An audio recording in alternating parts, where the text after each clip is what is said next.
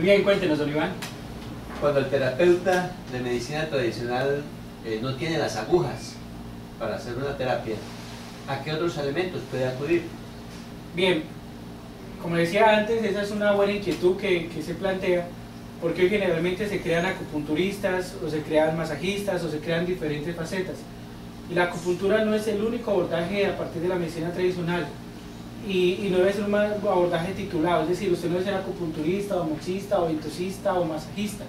Usted debe ser un terapeuta que conozca los elementos de abordaje de la medicina tradicional. Por eso, para aprender medicina tradicional, usted debe aprender toda la fisiología, la filosofía, el sentido, los elementos de diagnóstico y los elementos de abordaje. Y dentro de los elementos de diagnóstico tenemos diagnóstico a través del pulso, de la tez, de la lengua, del propio cuerpo, interpretación del cuerpo y otros elementos de diagnóstico más. Pero también debe aprender elementos de abordaje. Después de aprender estos elementos, más la fisiopatología como tal, energética, debe tener los elementos de abordaje. Y entre los elementos de abordaje en medicina tradicional tenemos el tuiná o la acupresura como tal, el masaje general, tenemos la herbolaria, ¿sí?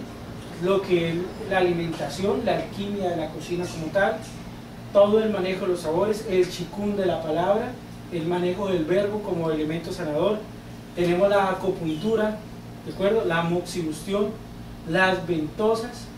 Si ven todos los elementos que tienen, pero algunos le quedan, no, yo atiendo con acupuntura, no, es que yo atiendo con herbolaria, no, es que yo solo hago masaje. Pero el que atiende con acupuntura, quiero hacerle una invitación además. A veces llegan personas que no deben ser atendidas con acupuntura, o otras que no quieren ser atendidas con acupuntura.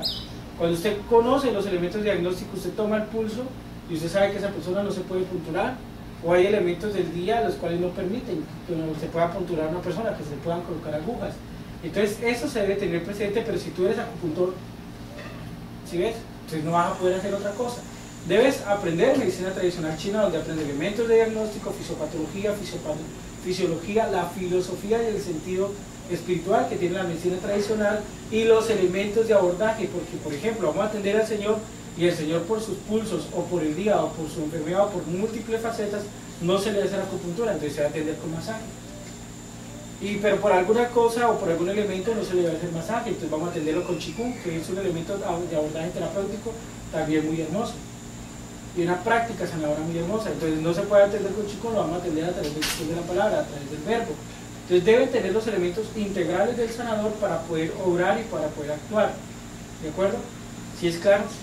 Entonces, y también debe tenerse claro que de no revolver, porque a veces se piensa que uno haga un poquito de chikun, un poquito de masaje, un poquito de acupuntura, un poquito de ventosas, un poquito de moxibustión, porque creemos que todo es bueno, entonces al revolverlo creemos que va a tener lo gran bueno.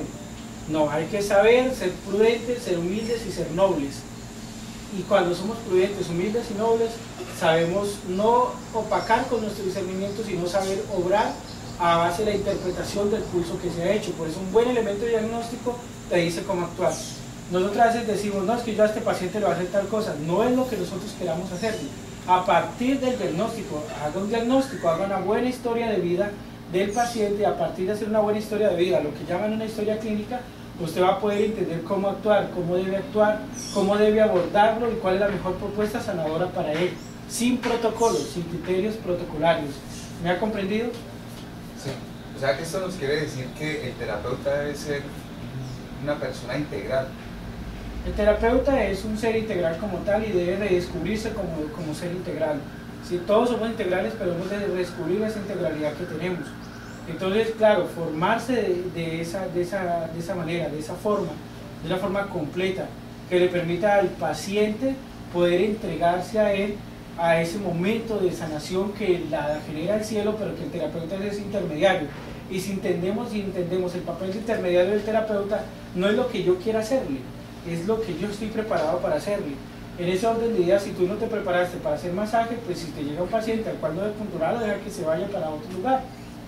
Pensar en el sentido sanador que debe ocurrir en él, no en que usted lo haga, en que yo tengo que atenderle. No, yo no tengo que atenderle, lo mejor para ese paciente, lo mejor para él y lo que debe ocurrir en él.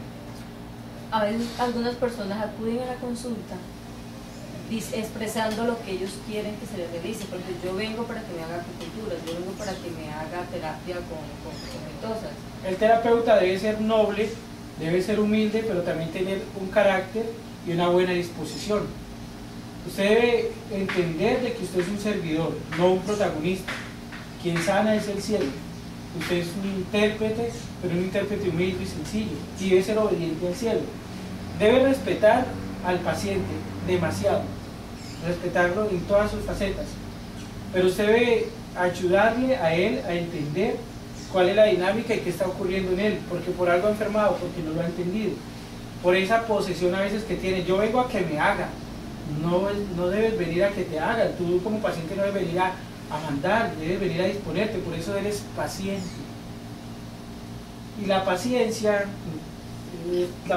no la que conoces, sino la paciencia, tiene esa gran disponibilidad de la apacibilidad, y la apacibilidad vuelve todo permeable. Entonces el paciente debe disponerse con apacibilidad a que sucedan los acontecimientos en él, ¿de acuerdo? Pero cuando él viene a pedir que le hagan algo de una forma imponente, ya viene con una armadura y puede tener la satisfacción que quiere, pero no los beneficios que necesita o que debe tener. Entonces usted debe ser noble, siempre respetar al paciente, pero aclararle y ayudarle a entender que no es lo que usted quiera hacerle ni lo que él quiera recibir, sino lo que realmente necesita, porque recuerde que el querer ha obviado el deber, ¿de acuerdo? Y cuando nosotros empezamos a disponernos entre lo que queremos, empezamos a eliminar lo que debemos hacer y lo que debemos tener en nuestras vidas. Entonces laboremos más en ese deber y ayudémosle a descubrir a ese paciente lo que debe ocurrir en él y no lo que él quiera que ocurra. Y ustedes como sanadores y terapeutas, siempre descubran lo que debe ocurrir y no lo que ustedes quieran que ocurra. No interrumpan con su intención personal, la intención que el cielo tiene para ese ser. ¿Me ha comprendido?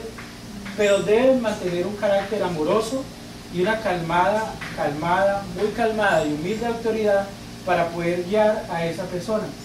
Si ella decide, no, es que yo quiero que me haga tal cosa, y usted a partir del diagnóstico sabe que no debe hacérselo, pues permítale a esa persona dar otros pasos de humildad y de reflexión, a partir de buscar en otros lugares o a partir de andar un poco más, pero no interrumpa por lo que ella pueda pagar o por lo que ella pueda pensar de usted una terapia que debe hacerse de una forma correcta. Por la satisfacción personal jamás debe teñir como un abordaje terapéutico, un abordaje sanador. Por eso el terapeuta debe ser siempre honesto y participar de lo que en el paciente debe ocurrir, de lo mejor para él en referencia a su propia vitalidad, en referencia a su propia humanidad y en referencia al universo. No en referencia a su propio egocentrismo como terapeuta ni como paciente.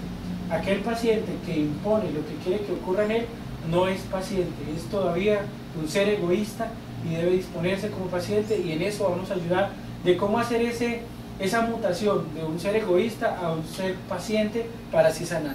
Gracias. Excelente.